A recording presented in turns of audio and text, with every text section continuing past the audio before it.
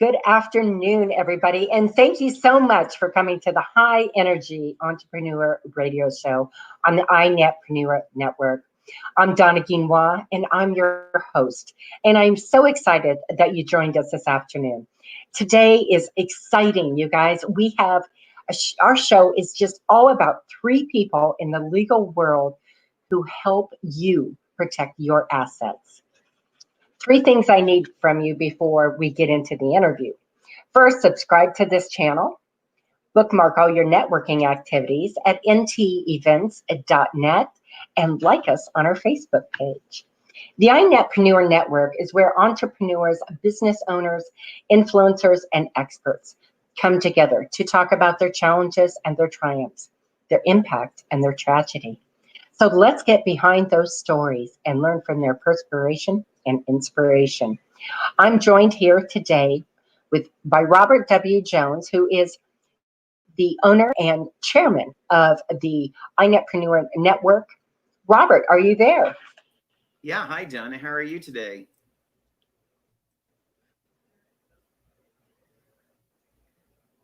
Well, thank you. I'm glad to be here today with three great people such as Matt, Donna, and Richard.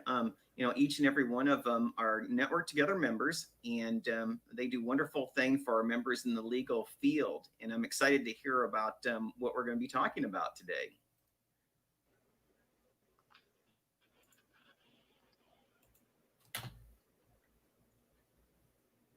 So I think right now, Donna, there might be a little bit of trouble hearing your voice right now.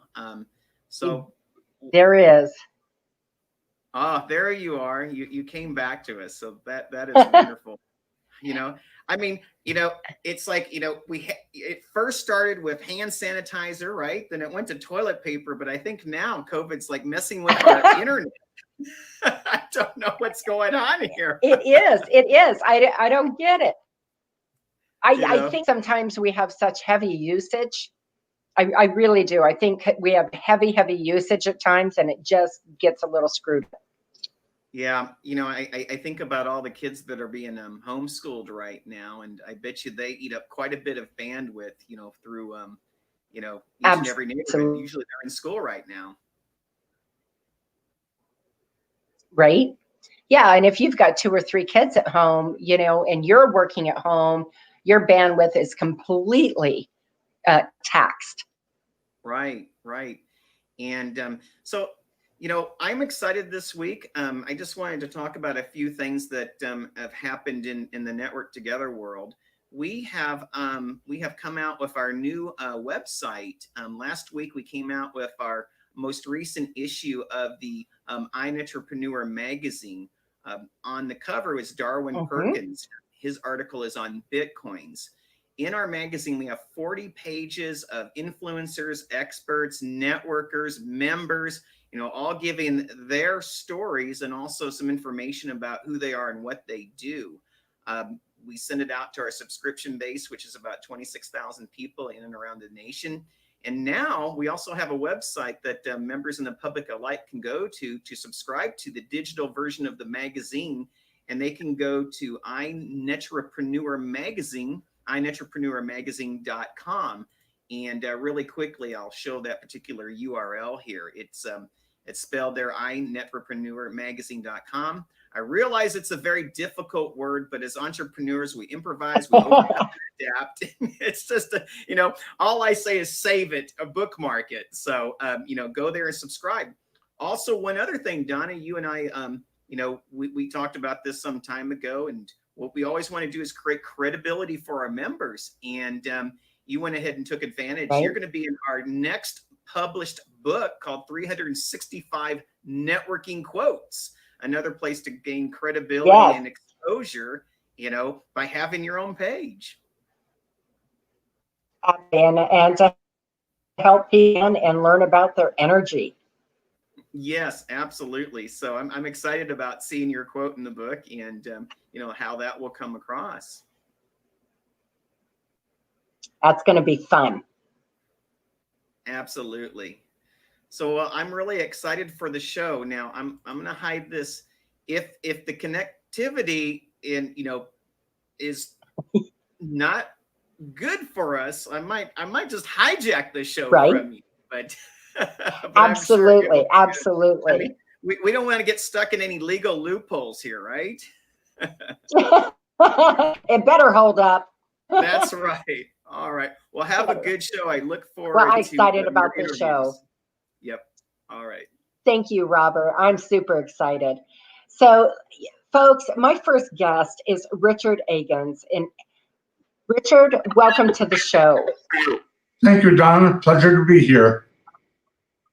Well, I'm excited. You know, the first thing before we get into the interview is I like to take a minute and brag about my guests.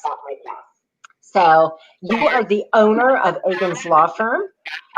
Richard has been helping clients with their legal needs for 17 years. His law firm helps with estate planning, elder law, business law, and bankruptcy. Quite the guy. Donna, you're not coming through. Richard? I didn't catch your last question. I said it's quite the dossier. Oh, thank you. Yes, I might add that before I became a lawyer, I was a CPA for 27 years. Nice, nice. So it looks like we might be having a little connectivity problem.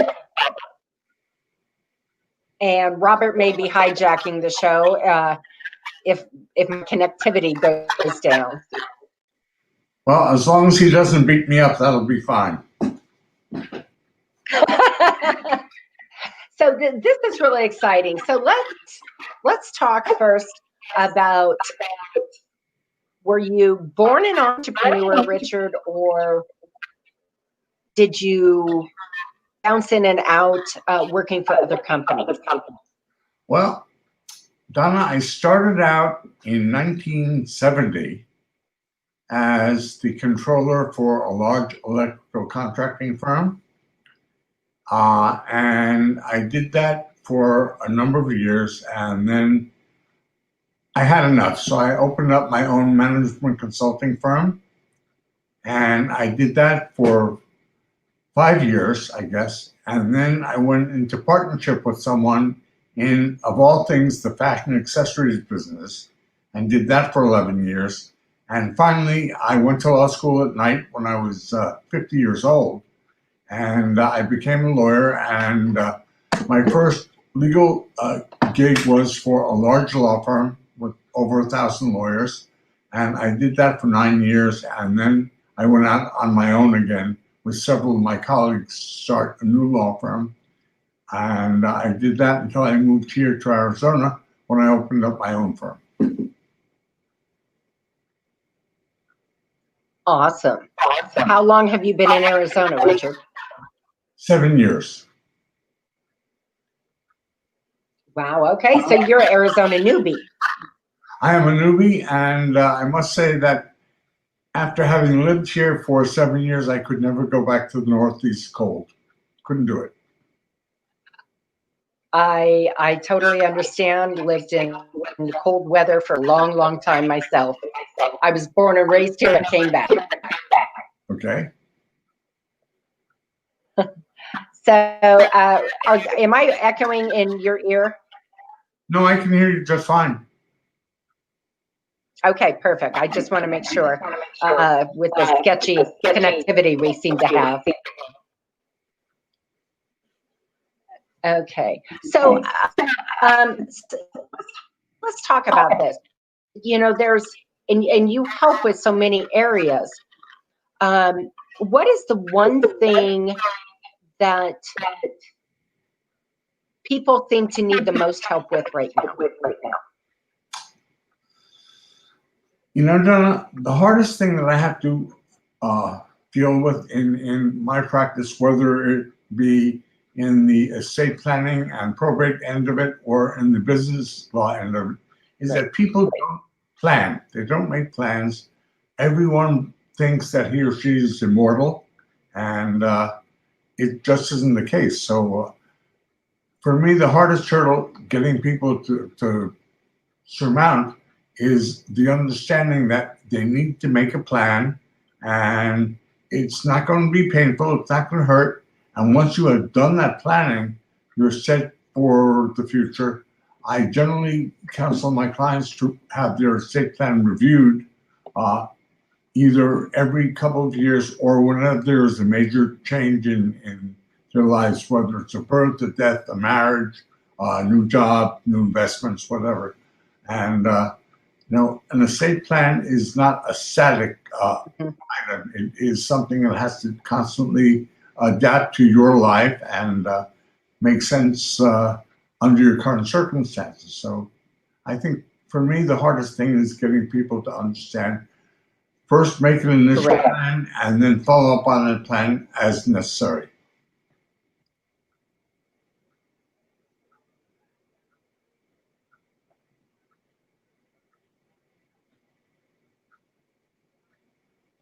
Okay.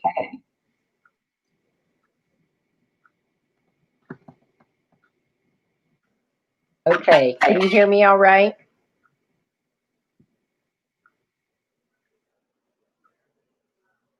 I think we're having connectivity issues, Donna.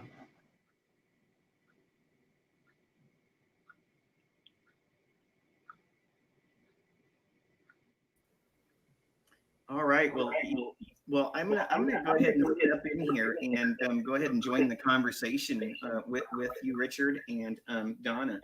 Welcome, Robert. Yeah. Hey. So this is really good. We don't get to talk too often. It seems like we're always going in different directions. But one of the things that's interesting to me is you said before you actually became an attorney, you were a CPA, and I was wondering what made you kind of convert from being a CPA, which definitely looks after a person's assets, to actually going into the legal field. Well, Robert, my father was a lawyer, and from the time I was a little kid, I wanted to be a lawyer.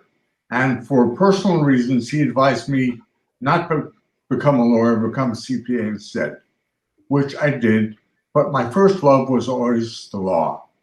So it really wasn't a big change for me. My accounting background was always in business.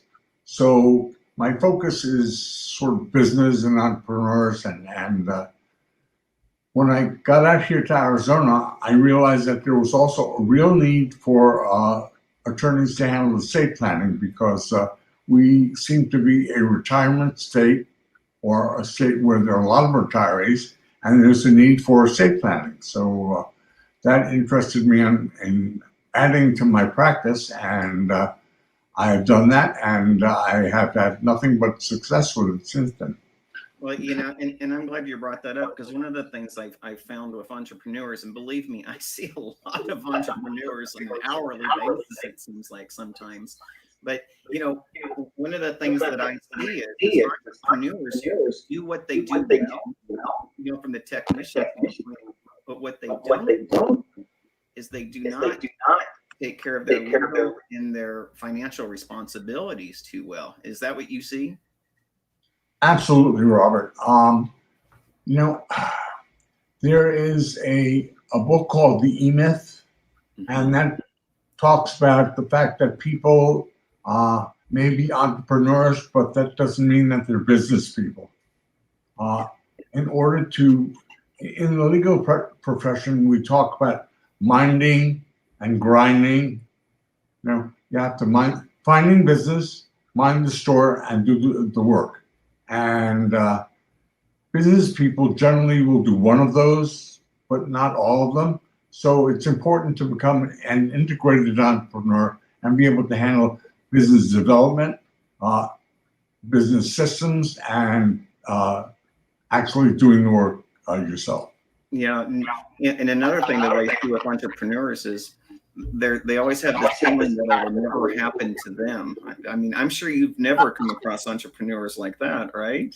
Oh, never, Robert, never. And It's the contracts, it's the negotiations, it's the the ability to be able to refer to documents that create sometimes not total comprehensive, but enough barrier that it keeps you in a safe place. It keeps, sometimes you want to keep your personal assets away from your business assets. Sometimes, you even get to partnerships, and even that has to be written out, because that probably can create a big quagmire if, you don't have an exit strategy many times. Robert, one thing that I always tell my business clients is do not commingle your assets.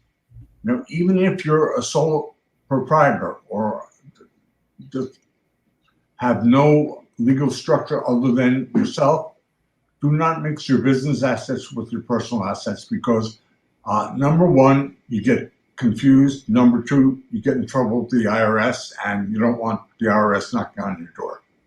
Yeah. If you were to talk to an entrepreneur that's just starting out, what would be one thing that you would tell them from both an accounting perspective and a legal perspective? Choose your form of entity wisely, and keep your books religiously, because you don't want to make a mistake where you come to the end of the year, you have to file your taxes, and you're unprepared for that. It's always catch up, and it's always a losing situation. So make sure you have the right form of entity, whether it's a sole proprietorship, partnership, corporation, or limited liability company, and then keep your books properly. So one of the things I always think about with an attorney is, do you have fun in the legal field? What is something that you just love about your field that you want to share with others? I always think sometimes when I come to an attorney's office, it's so intimidating. Robert, over the past 40 years or so of my career, it's actually more. It's almost 50 years at this point. Well, I was thinking it was 25 years. Don't date yourself that much now. Something I learned a long time ago, some snow on the roof is a credential. So be that as it may, I have developed what I call periscope vision, which means that I tend to see around corners and see the problems coming before other people do. And to me, sitting down with a new case and looking at what's involved and trying to figure out what's coming down the pike and what could possibly be the pitfalls, and addressing those pitfalls and making sure that my client is not taken down by those pitfalls is the most exciting thing for me. And that also applies in estate planning, where you have people who have some wealth accumulated, not necessarily big estates, but whatever you have is significant to you. And we want to make sure that you're protected, that your heirs are protected, and that nobody squanders what you're leaving to them. If you were to give a question, to someone who comes in the office, what is the first question that you would ask them when they sit across that table? What is, is it a fear? Do you ask them what their fears are? Do you ask them if they have a different attorney-client relationship? Do you ask them if there's a CPA? What are the first things? What are the first steps that you ask when you have a client that you work with? Robert, I cannot have a client that I don't know. And as a result, my first question will always be, tell me about yourself. Because I want to get an idea of what kind of a person I'm dealing with, what is important to them, what their personality is. Sometimes you fire a client before they hire you because you say, I don't need that. But I need to know who I'm dealing with and what their priorities are, what their personality type is. Are they cautious? Are they over zealous? And based on that, then we move through to building a relationship. And once that relationship is built, both they and I are more comfortable dealing honestly and getting to know each other and know what the problems are and how I can solve those problems for them.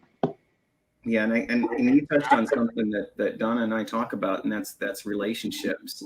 I think we talk about it a lot, to truly ask the right questions and have a heart for serving.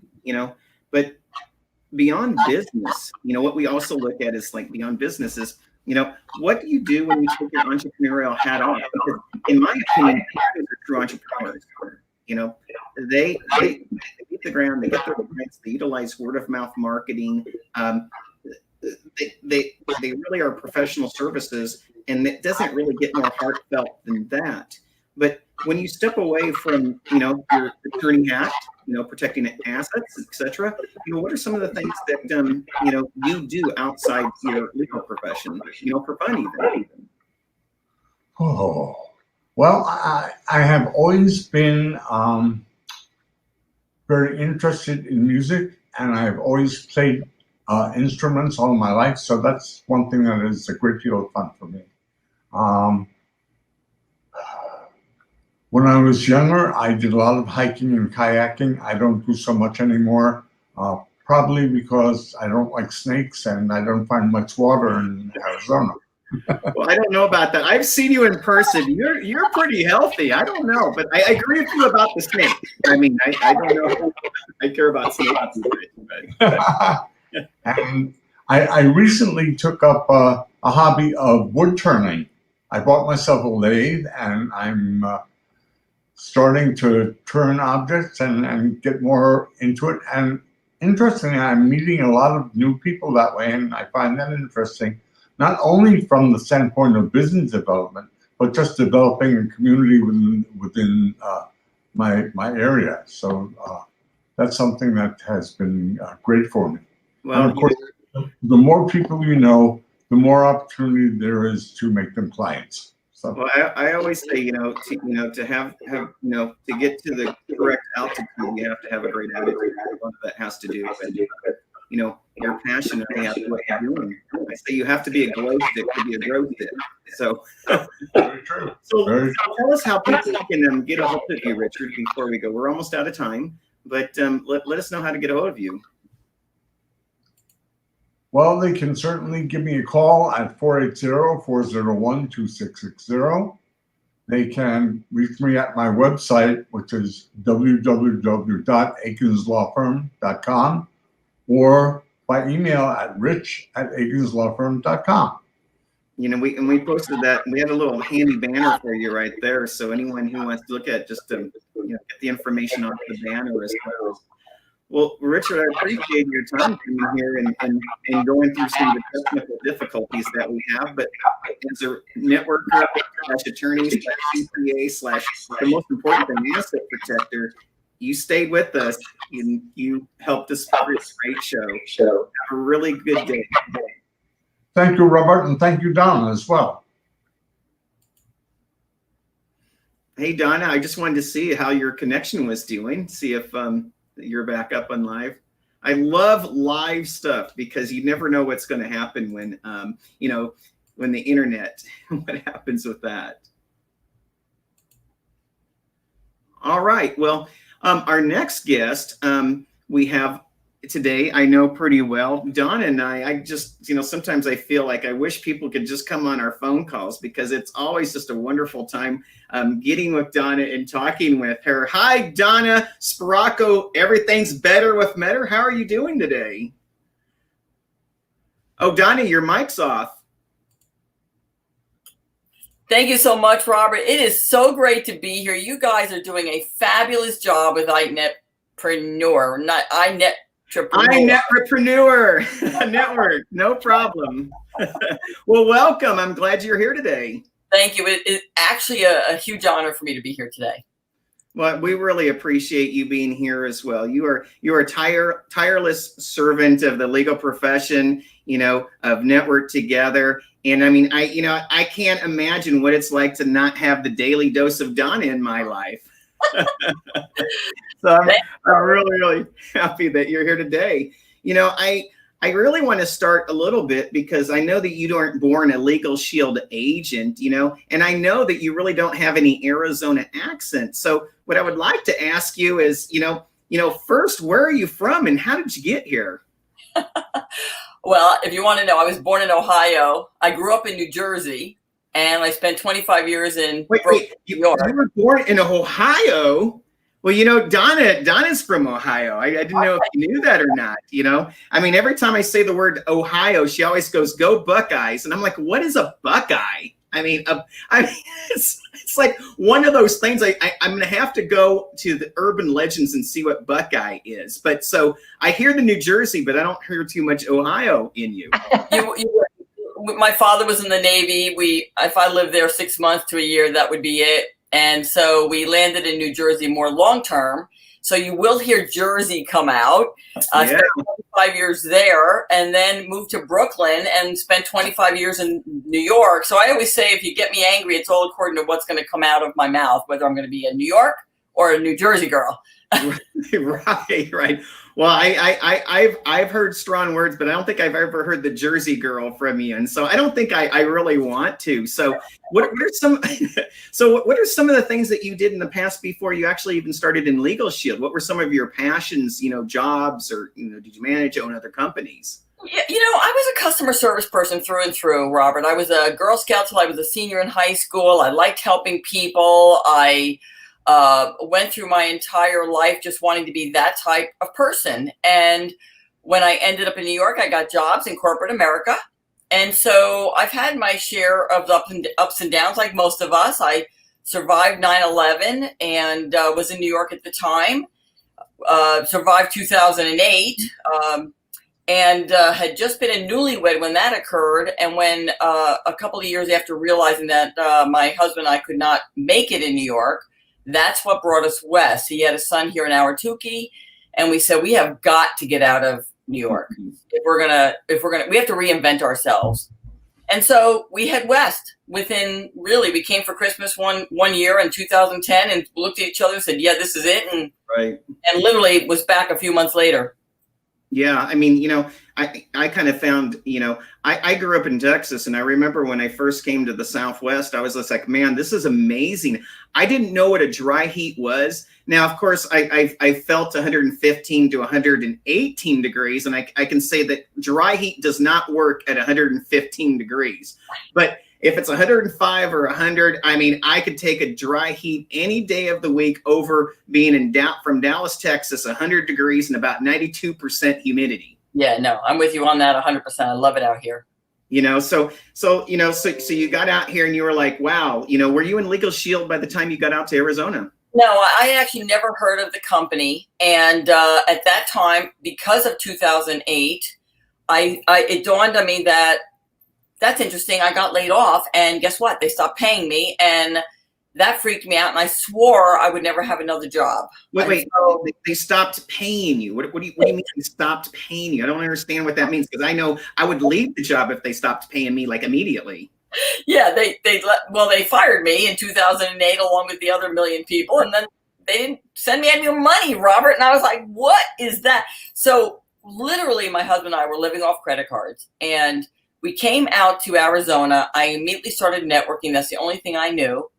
And I had sort of a little bit of a criteria with my next gig. It was going to be something with residual income and no employees. That was sort of my criteria.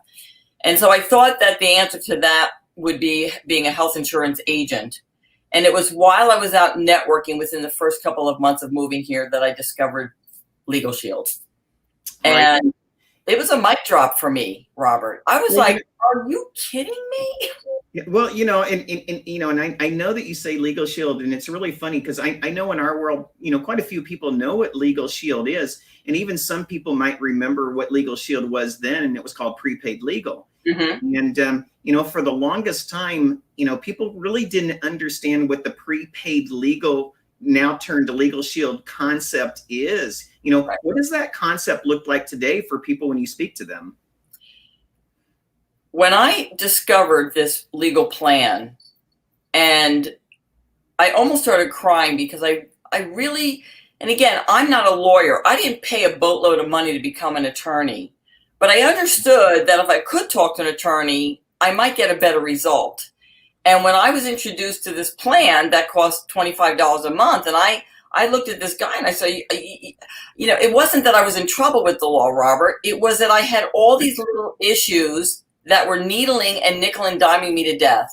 Gym membership problems and HOA problems and landlords who didn't want to pay the security. And so companies that didn't want to send you a check. Right.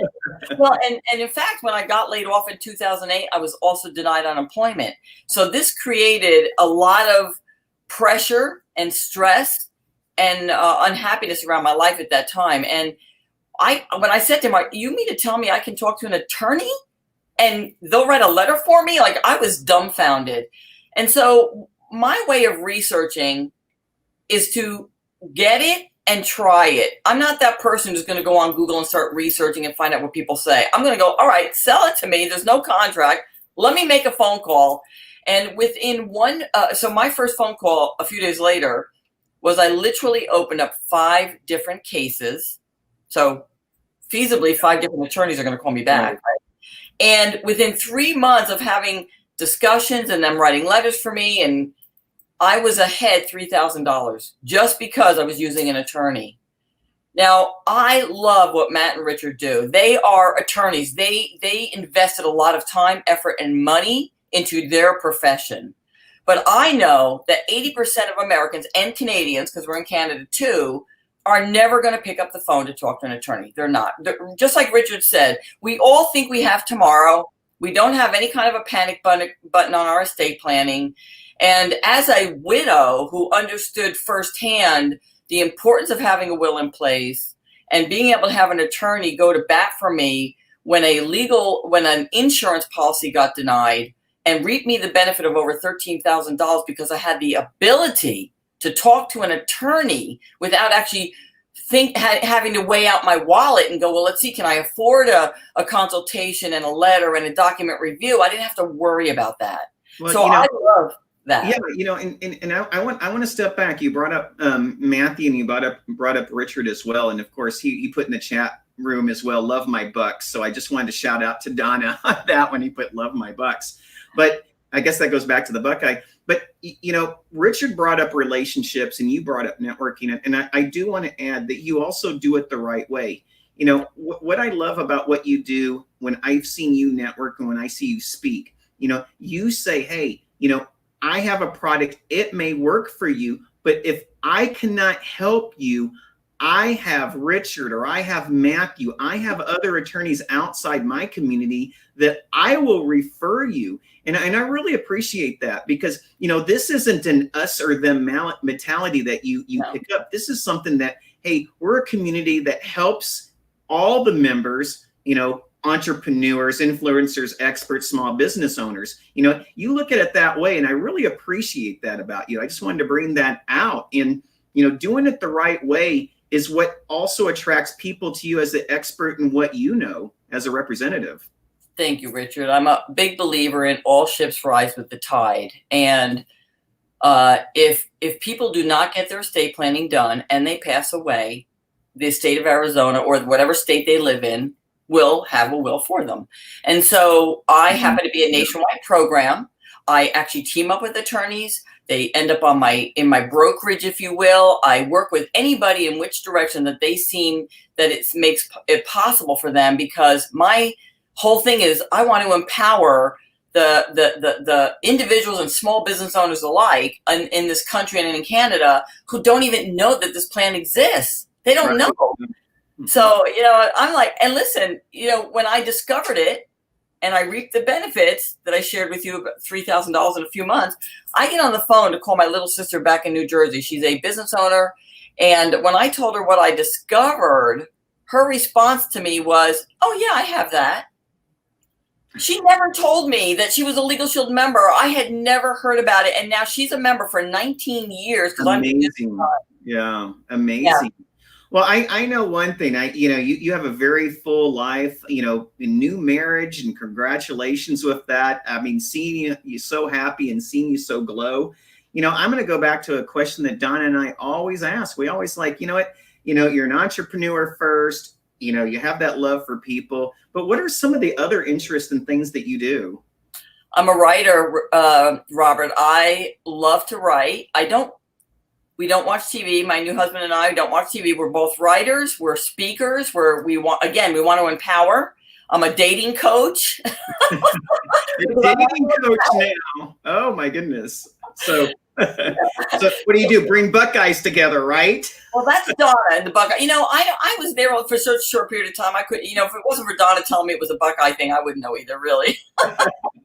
I'm a Yankee fan. But I'm a writer. I'm a self-empowerment person, and I understand that self-empowerment begins with self. I'm not here to make anybody do anything that they're not ready or they don't want to do. I'm here looking for the person who says, I've been looking for you all my life. Where you been? Yeah. Yeah. And you really gravitate with energy. And one of the things is you're really comfortable in your skin, and some people just flock to you, and other people's, I don't know if they're intimidated or scared of you. Maybe it's the red hair. I don't know. But you know what?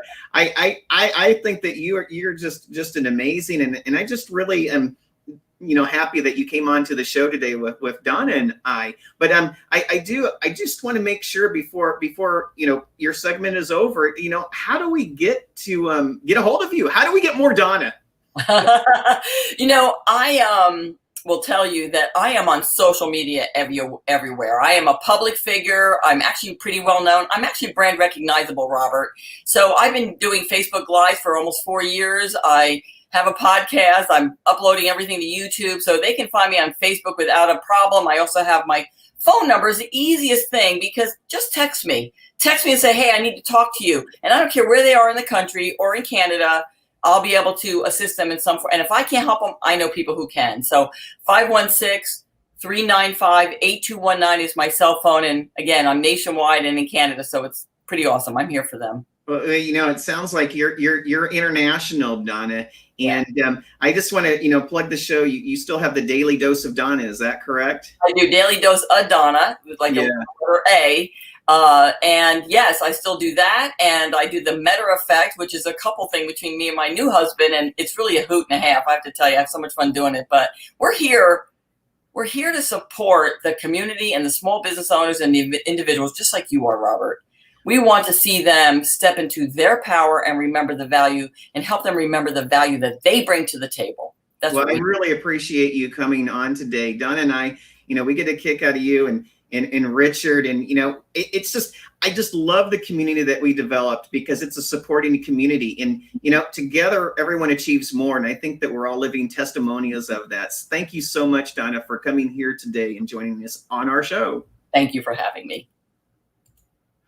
Wow, that was pretty awesome. Donna is a bundle of energy, public figure, absolutely.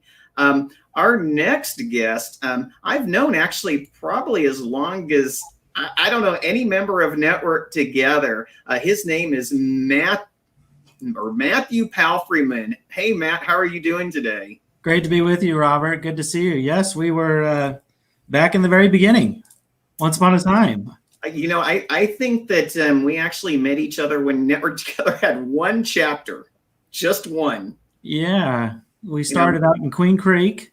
Yeah. Oh no, that was probably maybe it was just a handful of chapters, 2 or 3, and we had a small group in Queen Creek, and we started. I was a brand new attorney, and you were going on this wonderful enterprise and opportunity for entrepreneurs everywhere. Network Together, iNetrepreneur Network as well. Robert, you've done such great things here.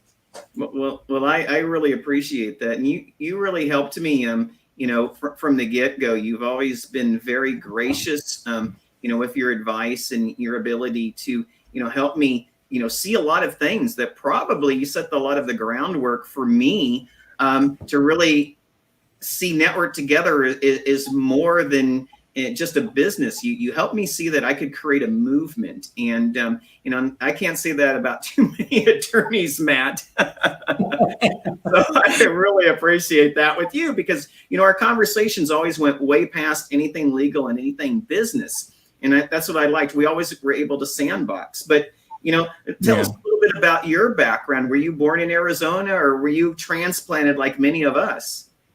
Well, I'm a transplant. Ronald Reagan was president.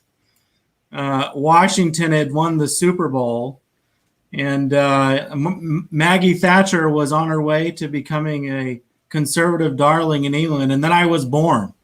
I imagine there wasn't too much good on TV that night. I'm an October baby, or maybe they were just celebrating the Super Bowl 9 months earlier. Who knows? Well, hey, that I did not know. You were born in October. When in October were you born? Oh, 13th. I'm coming up on my birthday here in a month and a half. Well, mine's 10/11, so I'm just a couple of days before you. Hey, that's fantastic. But we'll have I'm a to transplant or something. Yeah. I came here for law school. I went to the University of Arizona after finishing my undergrad in Utah, and we liked it so much that we stayed, and we moved to Santan Valley right after I graduated. Yeah, so you went to law school up in Utah, and then you came down here. Did you? So you said you started out as a brand new attorney. Did you go out on your own, or did you join a law office at that time? I was out on my own at the time that we first met, when Network Together was getting going, and I was there doing that for a year or so, and then I joined the team here at Windsor Law Group, and I've been here ever since. Well, so tell me about Windsor Law Group. You've been there for quite a few years right now. What makes a great team over at Windsor Law Group? Well, it's a conscientious group of attorneys that are focused on helping our clients prosper. We call ourselves prosperity attorneys, and we practice prosperity law. And if you never heard of it, that's because we made it up, right? Right. And I love you say that. I always say, if there's not a word for it, just make it up, and you provide enough meaning for it, they'll actually believe that it is real. Yeah. Between the few attorneys that we have in the law firm, we have a nice balance of background and experience, like Richard has, to help clients, whether their family's doing an estate plan, or whether they're setting up a new business, or whether they've been in business for a while and they've got some challenges that they need to deal with. We try to find solutions that will help our clients prosper in the long term, and that's why we call ourselves prosperity attorneys. Well, and I love that you brought that up, because part of the conversation that Richard and I have, we're talking about entrepreneurs, and a lot of them have fears, and Richard brought up the E-myth. Where there's the technician, the manager, and the owner. I always say that there should be a fourth hat called the magician. I mean, every company needs a magician, okay? I don't see a lot of owners anymore going out there and hoofing it and bringing in clients. So, that's where the manager and the technician doesn't do that either. So you need a magician. So I think that's the fourth hat for the E-myth. Right. But one of the things is, I've always felt, if you have a successful business, one of the things that we really don't think about, it's almost like getting a driver's license. Sometimes it's easy to get the driver's license. It's hard to get out of the ticket. Well, it's easy to go in the business sometimes and get your LLC. But what do you do as an exit strategy, an exit plan? Do you guys, help entrepreneurs look at exit plans? In fact, yeah, that's probably, I remember you asking Richard the question, what's the first question you ask? Well, it's not the first question I ask, but if I've got a new business owner in my office and talking, I always like to say, and I'm sure Richard would agree, you begin with the end in mind. What is your exit? How big is this thing going to be? Are you going to have employees? Is this something you're going to want to pass on within your family, or are you going to want to sell it at some point? Or have you got big dreams? Are you going to want to do an IPO in your future? And once we know, have a good idea of what the end of the enterprise looks like, then we can start talking about which structure might work best for you, which, what kind of things you want to get in place now so that you're set up for success and prosperity in the long term. Well, and you brought up IPO, and a lot of people, they hear IPO and it stands for initial public offering. Right. But here's my question. When I ask people what, they know it from the standpoint of that it's initial public offering, but what they truly don't know? They still don't know what that really is. Could you elaborate on what an IPO actually is in layperson's terms?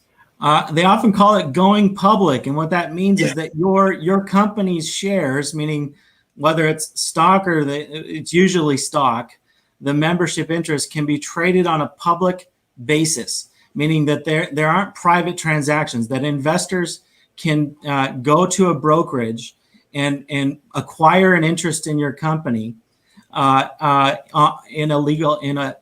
a marketplace, so to speak. And there are lots of different markets. Mm-hmm. It's not just NASDAQ, Dow, or the ones that you think. There are smaller ones too. But it's a capital investment mechanism that happens when a company changes from being a small, private, closely held business to being a publicly traded entity. Does that make sense? And to me, it sounds like it's a great way of just having other people give you a lot of money for growth. Sometimes that's the case. Sometimes that's not the case, Robert. Some of the most, none come to mind right now, but some of our most favorite companies are still privately held companies, meaning you cannot acquire ownership interest in them without having a direct into management ownership. It's not freely traded in the public square. Well, and other things too, because ownership is so important. I think, the way that you have it from the partnership to an S corp to an LLC to, if it's a real estate, sometimes they have the REITs and whatnot. And I think there's all sorts of different type of corporate structures. I mean, even with my own organization, sometimes you have to actually divvy up your own organization to get, from here to there faster. And I think that that's probably what you do with a lot of your clients as well. They don't need to have, just one corporation or one entity. Sometimes you have to split them up in several different entities. Well, it depends on what you're going for, what you want to accomplish, and what you need to offer in order to get there. A lot of times, your ownership structure should reflect what your overall scheme and desires and goals are. And if you can, from the outset, begin with the end in mind, right? Then we can set you up in a way that you can bring that, you can have a flexibility built into your ownership structure that you can bring those new partners in to grow. But if your goal is here, right? It's not going to be bigger. And I'm trying to be correct on the camera here. Then maybe we don't want to get too complicated with the organizational structure. Now, the difference between entities, LLCs and corps and S corps, the taxes are just one factor, right? So LLCs are more flexible in terms of how you can be taxed, but it doesn't mean necessarily that we need to get overly complicated about it, right? We want to talk about what the goals are and try to, if we can, we're talking early planning here, right? After formation's done, there's still things that you can do, but there are legal consequences for making changes, right? And so you've got to have a good relationship with someone like an attorney. It's always smart. And there's an old adage that mentors of mine have said throughout the years. They've said, if it's more money than you can stand to lose, get an attorney. Yeah. Or, my dad always said, no one loves an attorney until you need them. Right. Yeah. My dad said that, when I was younger, but, I know that you have much, much more to your life. And it's just a question that Donna and I love to ask, when you don't have your attorney / entrepreneurial hat, when you get to relax and kick back and drink that Gatorade or whatever, what are some of the things that you like to do for fun outside of the legal practice? Well, I like to read the legal dictionary. Sure. No, I'm just kidding. Wow. No, I've got it right here. Actually, it's a big book, but no, that's an old one. I'm a family man. I spend time with my wife and my kids. I like to keep engaged with them and make sure that they're happy and well fed. So that's what I do. Yeah, it's funny. I lived out in the Santan Valley, Queen Creek area for the last 16 years. I've seen so much growth, in this area. And, what's really funny is, I don't know why I thought of this, but all of a sudden I'm calling you on the phone. I'm saying, hey, Matt. And all of a sudden I looked at your address and I'm like, we're across the parking lot from each other now. Right. We can go have Del Taco or some gyros sometime. But we like to stay entertained, right? And it's great to have you close by. Yeah, no, absolutely. One more question I want to ask you is, and I asked this once earlier, in another segment, to that starting out entrepreneur, so much more now than like when you and I met a decade ago. Right. What would be one question that you would ask them first, other than Stephen Covey's begin with the end in mind? What Sure. was, because I really feel like what you do is you're a master fact finder. You really have, right? You really have to know what the heart of the client across from you, that entrepreneur is, what is that one question maybe that you really would ask them to get yourself started, see if it's a good relationship? How did you hear about me? I'm not very out there. And I'll tell you right now, like Richard said, sometimes you fire a client before you hire them. Yeah. But the planning attorney client relationship is a long-term relationship, right? And so we're going to spend some time making sure that we feel comfortable with each other. And I tell clients, my estate planning clients as well, I don't want you to be, my fee structures are what they are, right? I need to collect for what I do, but I don't want my clients to feel hesitant to call me, right?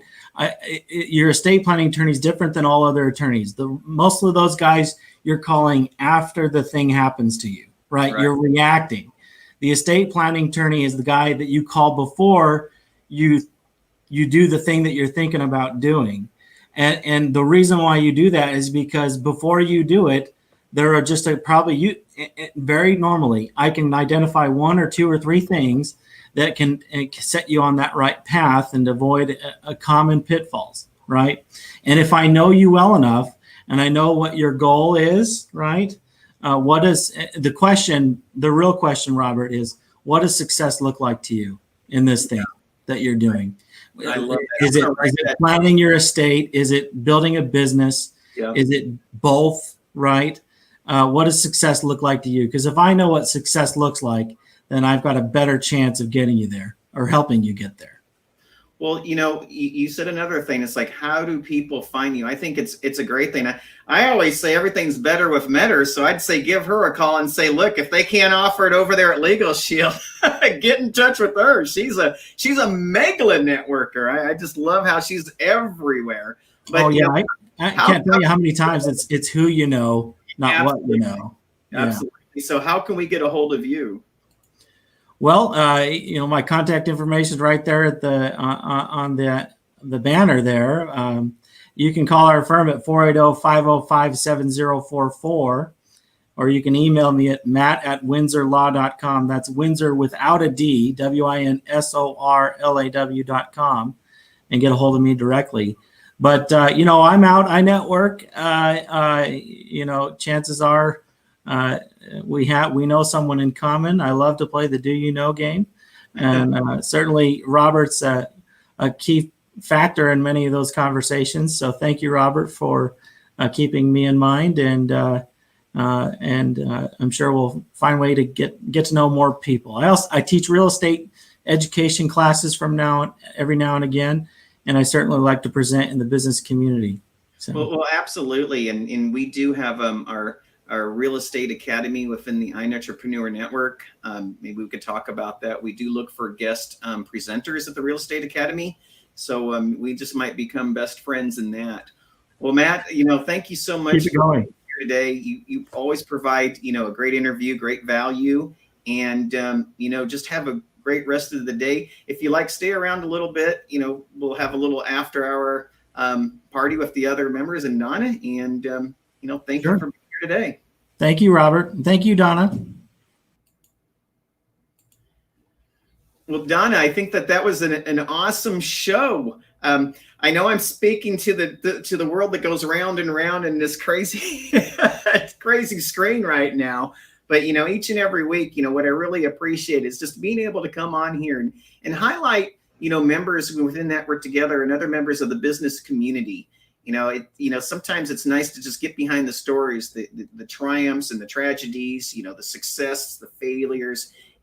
One of the things I've been learning really quickly is join in on the conversation, be a part, be relevant, be seen, the I Entrepreneur Radio Network and this show, the High Energy Entrepreneur Show, is one way for our members and our community to stay engaged. And I want to thank you for doing this each and every week. And thank you for allowing me to guest host this week. I had a great time with Richard Agins and Donna Spiracco, Everything's Better with Meador, and Matt Palfreyman. Now, remember, this show is every week, same time, same bat place and all that, from 2:30 to 3:30 on youtube.com/iNetrepreneur Radio. So like us, save us, see us, pray for us in our technology, and we will be here next week. Have a great day, everyone.